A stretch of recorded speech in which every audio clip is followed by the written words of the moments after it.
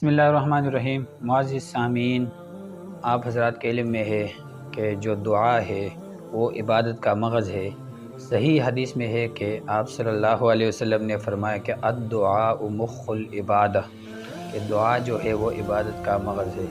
لیکن تین ایسے لوگ ہیں جن کی دعا کسی صورت میں بھی رد نہیں ہوتی۔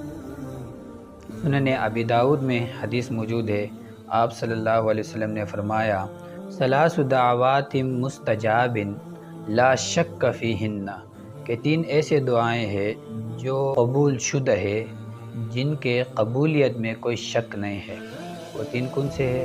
دعوت المسافر، ایک مسافر کی دعا، اور نمبر 2 ودعوت المظلوم، اور دوسری یہ کہ مظلوم کی دعا، ودعوت الوالد علی ولدہ، اور باپ کی دعا اپنی اولاد کے لیے۔